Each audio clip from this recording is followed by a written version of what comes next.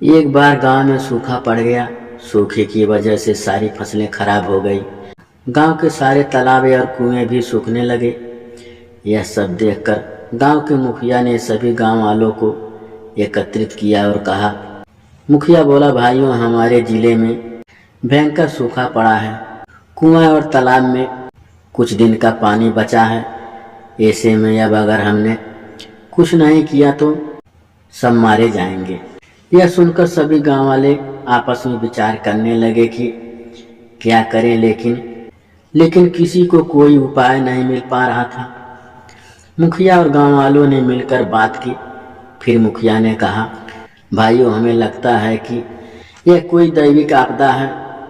इसके समाधान के लिए हम गुरुजी के आश्रम चलते हैं। आप तो जानते हैं, यहाँ से उत्तर दिशा की ओर जाने पर गुरुजी का आश्रम है। वहाँ जाकर उनसे ही कोई समाधान पूछते हैं। अगले दिन गांव के सभी लोग गुरुजी के आश्रम में पहुँच गए। वहाँ जाकर देखते हैं कि एक छोटी सी झील के किनारे बहुत से साधु बैठे तपस्या कर रहे हैं। पास ही कुछ साधु हवन कर रहे हैं। चारों ओर हरियाली हरियाली थी। गांव के मुखिया ने साधु से पूछा, साधु बाबा, गुरुजी कहाँ मिलेंगे? साधु बोले, क्या काम है आपको?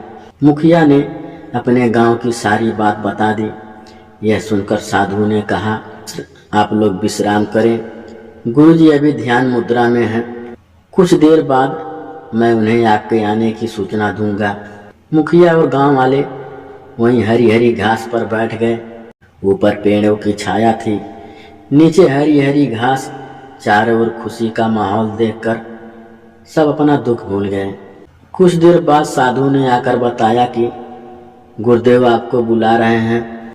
मुखिया और कुछ लोग गुरुजी की कुटिया में पहुंच गए। उन्होंने दंडवत और गुरुजी को प्रणाम किया। गुरुजी, बताइए क्या कष्ट है? आप सब यहाँ किस लिए पधारे हैं? मुखिया ने सारी बात बता दी। गुरुजी ने कहा, यह तो प्रभु की इच्छा है, मैं इसमें क्या कर सकता हूँ। जिस जीव का समय पूरा हो जाता है वह भगवान की शरण में चला जाता है। आओ श्री हरि का नाम जपो, वही तुम्हारे कष्ट का निवारण करेंगे। मुखिया कहते हैं, गुरुजी, हम भूखे की मार झेल रहे हैं। फसलें हमारी नष्ट हो चुकी हैं। हमारा परिवार भूखों मर रहा है। आप भगवान का नाम जपने की बात कर रहे हैं। ऐसे में भगवान का नाम कैसे जप सकते हैं? यह सुनकर गुरुजी हंसने लगे। गुरुजी कहते हैं, अच्छा तो ठीक है, मैं तुम्हें अपने आश्रम के सबसे छोटे साधु, जिसकी उम्र 5 वर्ष है, उसे तुम्हारे साथ भेज देता हूँ। वह तुम सबकी ओर से नाम जाप करेंगे, जिससे बारिश हो जाएगी। लेकिन मेरी एक शर्त है, उस बालक को कोई कष्ट नहीं होना चाहिए। वह वहाँ केवल 8 दिन रहेंगे। आपको उसकी सेवा करनी होगी। अगर वो आपकी सेवा में प्रसन्न हो गए तो हरि भी प्रसन्न हो जाएंगे।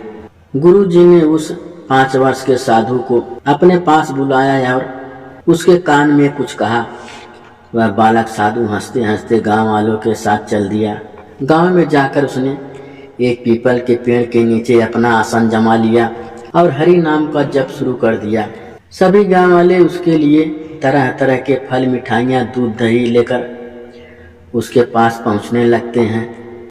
कोई अपने घर से दरी चादर लेकर पहुंचता है, लेकिन वह छोटा साधु केवल हरि नाम का जाप करता। गांव वाले उससे बहुत अन्न विनती करते हैं, लेकिन वह किसी की नहीं सुनता। एक दिन बीत जाता है। अब मुखिया और गांव वालों को चिंता होने लगती है, क्योंकि उन्होंने उस बालक का ध्यान रखने के लिए कहा था और यह बालक न तो कुछ खा रहा न पी रहा था। गांव में बातें बनने लगी। हर घर में यही बात होने लगी। औरतें आपस में बात करती, अरे वो छोटा सा बालक तो केवल हरी हरी जपता रहता है, समझ नहीं आता क्या करें। इधर गांव के मुखिया और गांव वाले बार बार उसके पास जाते और बोलते, महाराज, हरी हरी बाद में जप लेना, पहले कुछ खा लो। पूरा गांव यही बातें बना रहा था। इसी तरह 7 दिन बीत जाते हैं। सभी गांव वाले बालक के समीप बैठकर रोने लगते हैं और प्रार्थना करने लगते हैं, महाराज, हमें बारिश नहीं चाहिए, लेकिन आपको कुछ हो गया तो हम गुरु जी को क्या मुंह दिखाएंगे, इसलिए हरी हरी छोड़कर कुछ खा लीजिए। पूरा गांव बैठ यही प्रार्थना करने लगता है, हे प्रभु हे हरि, इस बालक का उपवास पूरा करवा दीजिए। पूरी रात बैठने के बाद सुबह काले काले बादल उमड़ आए और कुछ ही देर में झमाझम बारिश होने लगी। लेकिन गांव वाले बारिश भूलकर वह बालक कहीं भीग न जाए, इसीलिए वह बांस खड़े करके छप्पर बनाने में लग गए।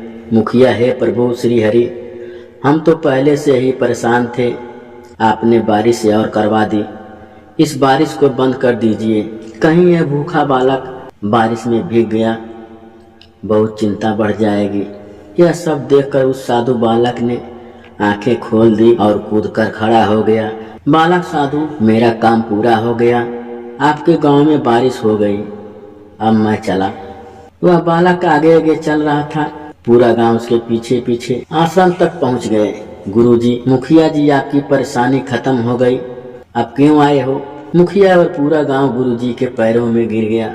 मुखिया बोले, गुरुजी, आपके इस नन्हे साधु ने तो कुछ खाया और न कुछ पिया, केवल हरि हरि का जाप करता रहा, हमें तो कुछ भी ध्यान नहीं रहा, हम तो इसे बचाने में लगे रहे, हमारे कारण इसे बहुत कष्ट हुआ, हमें क्षमा कर दीजिए। गुरुजी कहते हैं, इस बालक को मैंने ही उपवास करने के लिए कहा था, यह तो कई महीनों का उपवास रख सकता है, यहाँ तो केवल 8 ही दिन हुए थे। अब दूसरी बात सुनो, इसकी चिंता में पूरा गांव हरि हरि बोलता रहा, जिससे प्रभु श्री हरि ने तुम्हारी पुकार सुन ली और बारिश हो गई।